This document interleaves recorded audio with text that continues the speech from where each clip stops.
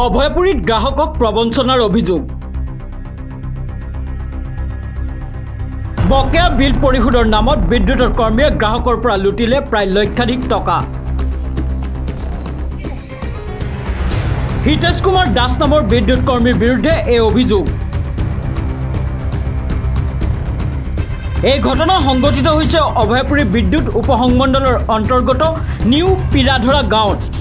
বঙাইগাঁও জিলাৰ অভয়পুৰী বিদ্যুৎ উপসংমণ্ডলৰ নিউ পিৰাধৰা গাঁৱত বিদ্যুতৰ বকেয়া বিলৰ নামত গ্ৰাহকক প্ৰবঞ্চনা কৰা গুৰুতৰ অভিযোগ উত্থাপন হৈছে। অভয়পুৰীৰ অন্তৰ্গত নিউ পিৰাধৰা গাঁৱৰ একাংশ দৰিদ্ৰ লোকৰ এই গুৰুতৰ অভিযোগ। বিদ্যুতৰ বকেয়া বিল পৰিশোধ কৰাৰ নামত প্ৰবঞ্চনাৰ অভিযোগ অভয়পুৰী বিদ্যুৎ উপসংমণ্ডলৰ অধীনত কৰ্মৰত হিতেশ কুমাৰ দাসৰ বিৰুদ্ধে।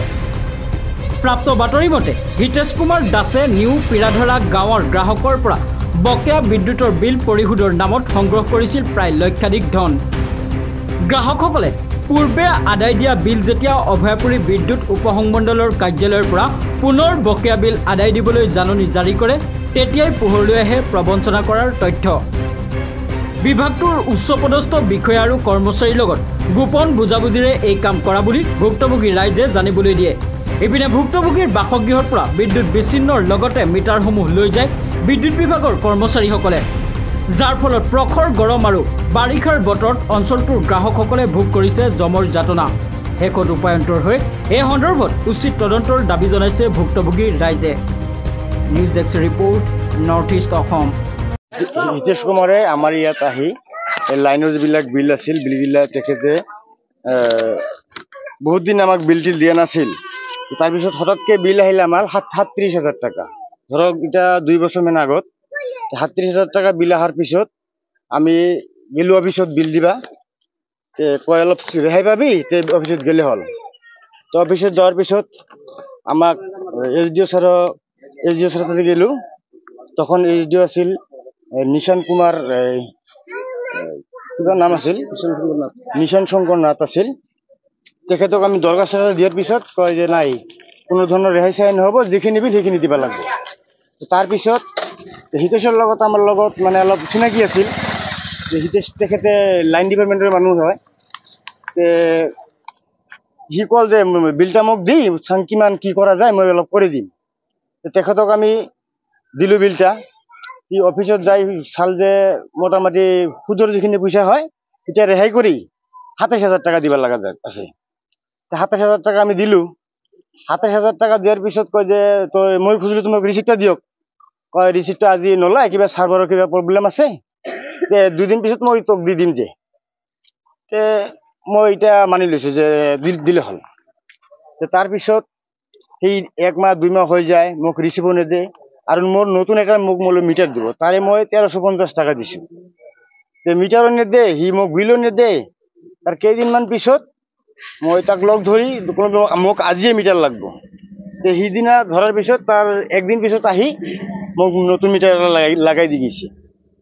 নতুন মিটাৰ দিয়াৰ পিছত তেখেতে এপ্ৰুভ কৰি দিল যে মই তখনো সুধিলো যে মোৰ আগৰ যিটা বিল আছিল বিলটা ক্লিয়াৰ হৈছে নে নাই। সি ক'লে না, বিলটা মোৰ ক্লিয়াৰ হৈ গৈছে। সেনেকৈ মই চলি আছো। আজি 2 বছৰ হৈ গ'ল। মোৰ হিটা মিটাৰ আছিল নতুন যিটা মিটাৰ, তাৰপিছত স্মাৰ্ট মিটাৰ লগালো, সিটাও চলি আছে। এই এসপ্তাহ আগত SDO নতুন এটা SDO আহিছে। তেখেতে আহি আমাৰ এই লাইন চাইন চব কাটি দি গৈছে। যে পুৰানো তোমাৰ বিলটো পেড হোৱা নাই, সেইটো পেড কৰিব লাগিব, তাৰপিছত তুমি বিলটো লাইনটো পাবা। এখন আমি হিতেশক লাগ ধৰব নোৱাৰা হৈ গৈছো। এখন আমি কি কৰিম এই বস্তুটো আমি বুজি পোৱা নাই। কিমান মান টকা লৈ গৈছে আপোনালোকৰ এই গাঁৱৰ? মোৰ পৰা লৈছে 28,300 টকা নতুন মিটাৰ লৈ, আৰু গাঁৱৰ পৰা বহুত মানুহৰ পৰা পইচা লৈছে। 20,000, 10,000, 15,000 এনেকে মোটামুটি ধৰক বহুত পইচা লৈছে। সি পইচাটা লৈ আজি এখেতে এখন অফিচত নাই, এখন ক'ত গৈছে আমি একো নাজানো। পলাতক মানুহটা। ইয়াৰ বিধি ব্যৱস্থা আমাক কৰি দিব লাগে। আমি সকলোৱে দুখীয়া মানুহ, চবে যাতে মানে ন্যায় বস্তুটা পায়, এইখিনিয়ে মোৰ কথা আৰু কি। বিদ্যুৎ উপসংমণ্ডলৰ আমাৰ কাবাট্ৰি ব্লক অন্তৰ্গত যিখিনি নিউ পিৰাধৰা গাঁও, এই গাঁৱত 2022 তেতিয়া বিদ্যুৎ বিভাগৰ SDO আছিল শংকৰ নাথ আছিল নামটো, নিশান শংকৰ নাথ। আৰু সেই সময়ত আমাৰ নিউ পিৰাধৰা গাঁৱৰ পৰা বিদ্যুৎ মাচুল লৈছে হিতেশ কুমাৰ দাস। গতিকে তেখেতে গাঁৱৰ সহজ সৰল মানুহ তাক বিশ্বাস কৰি পইচাখিনি দিছে কিছুমানে 15,000 দিছে যেনেকৈ মই 15,000 দিছো 20,000 দিছে কিছুমানে 30,000 দিছে পইচাখিনি লৈছে আৰু কৈছে যে এইখিনি আগৰ যিটো মিটাৰ আছে মিটাৰটো বদলাই নতুন মিটাৰ দিম কিন্তু সেইখিনি মিটাৰো দিয়া নাই 2 বছৰ হ'ল এখনলৈকে বিল অহা নাই বিদ্যুতেৰ বিল অহা নাই এখন বিল হৈ গৈছে বেছি যেনে মোৰ 36,000 টাকা হৈছে কিছুমান 40,000 হৈছে এখন তো অফিচৰ পৰা আহি এইচডিও নতুন এইচডিও আহিছে তেখেতে কি কৰিছে বিদ্যুৎ কৰ্তন কৰিছে আমাক মানে অফিচিয়ালি ডিসকাউন্ট কৰি দিছে এখানে গৰমৰ মাজত আমি কেনেকৈ থাকিম অসুবিধা হৈছে গোটে আমাৰ নিপ্ৰতে গাঁও নহয় গোটেই পিৰাদৰা পঞ্চায়ত আপুনি ঘূৰি চাব আপোনালোকে গোটেইখিনি এনেকুৱা কেলেংকাৰী ইয়াৰ উচিত তদন্ত হ'ব লাগে এই ক্ষেত্ৰত আগৰ এইটো জড়িত থাকে বুলি সন্দেহ আগৰ এইচডিও জড়িত থকা বুলি আমাৰ সন্দেহ আছে পুৰা সন্দেহ আছে কাৰণ ইমানখিনি পইচা তেওঁ লৈছে এখন আমাৰ হিতশ্বৰ কুমাৰৰ কাম দিব নোৱাৰো